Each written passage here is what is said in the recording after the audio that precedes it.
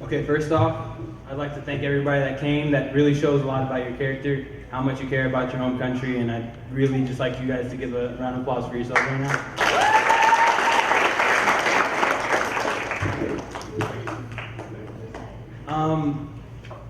Secondly, to all my Muslim brothers and sisters, Eid Mubarak. I know that shows a lot about your character, self-discipline, self-control. Another thing, yesterday in Ethiopia, while Muslims were protesting for their rights, for their freedom of speech, they were approached by the government with police officers, and there was use of police brutality, and it was very brutal. As Gash Betzal mentioned earlier, a pregnant woman was murdered, and it was very traumatizing. So let's have a moment of silence and respect for those that were hurt.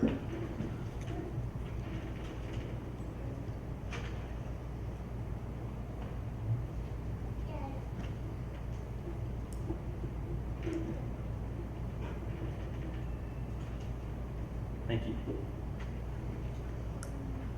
Eskinder Nega is an exceptional Ethiopian journalist and outspoken civil rights human activist.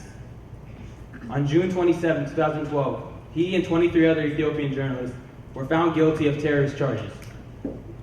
He is now serving an 18-year sentence for writing an online article critical of the government's immoral stance at silencing political opposition.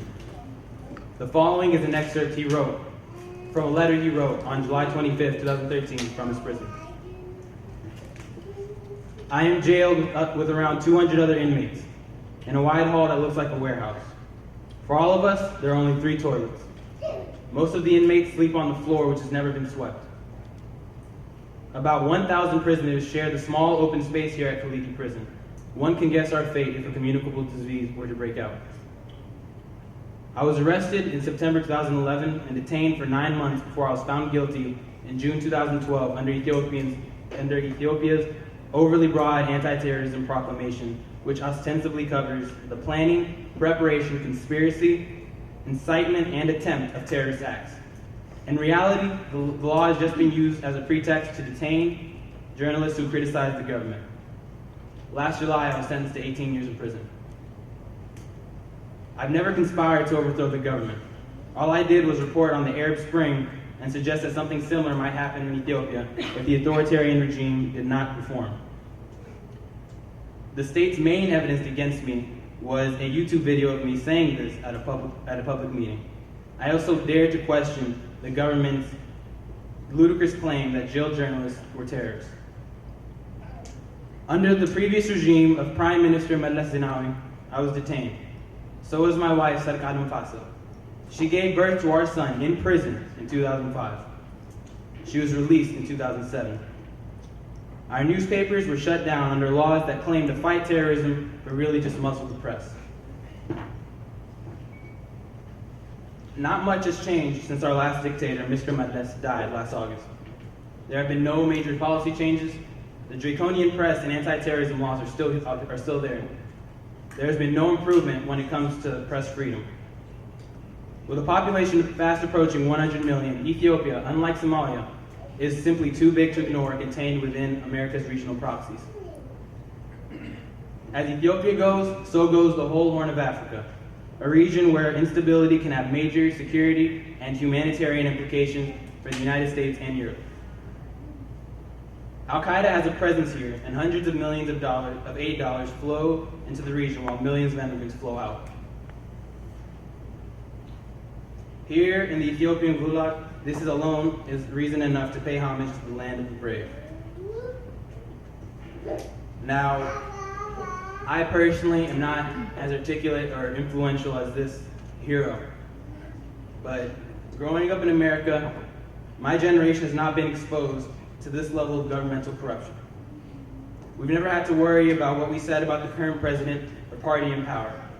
We do not know what it is like to demand democracy. It has always been given to us. It has been by the sweat of our parents' brows that Ethiopia has been kept from falling into complete chaos. The Habesha youth have always played the role of spectators during this volatile time, merely witnessing the corruption taking place in their home country, but never acting on it.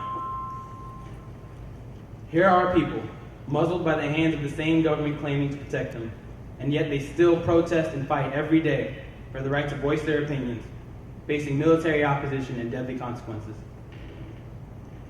Here we are, with not only the capability, but the right to say whatever we please, with no government interference,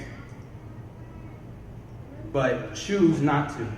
We remain silent about the crimes against humanity taking place in our home, against our people.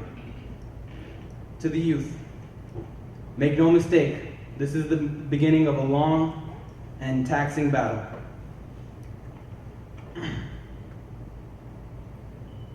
One that will require patience and commitment, one that will truly test your loyalty to your country.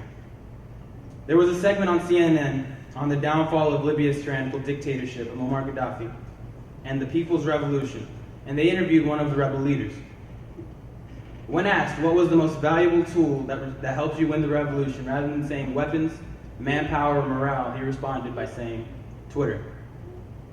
Social networking as a whole played a huge role in the downfall of an oppressive regime in Libya, so I ask you, why can't the same be done for Ethiopia? Begin to view social networking sites such as Twitter and Facebook not just as a form of entertainment, but as a platform to raise awareness of our people's struggle and their plight. With today's technology, we have the power to speak to hundreds, even thousands of individuals with the click of a button. There is no excuse as to why this cause shouldn't be trending on Twitter every day. The following is a quote from His Imperial Majesty Haile Selassie, which effectively expresses the responsibility of the American people at a time like this. Throughout history, it has been the inaction of those who could have acted, the indifference of those who should have known better, and the silence of the voice of justice when it mattered most that has made it possible for evil to triumph. The youth's silence and inaction has played a role in the extended existence of this regime. However, starting today, our ignorance will no longer be an excuse. Starting today, we refuse to stand idly by as we witness the implosion of our home country by the hands of its own government. Starting today, both young and old will stand in solidarity against this tyrannical regime.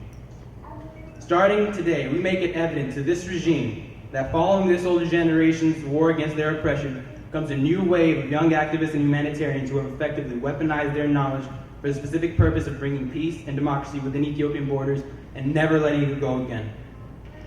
Starting today, we, the Ethiopian community as a whole, young or old, Christian or Muslim, native-born or foreign-born, we look this oppressive regime in the eyes with complete and unwavering defiance and say, respect existence or expect resistance. Thank you.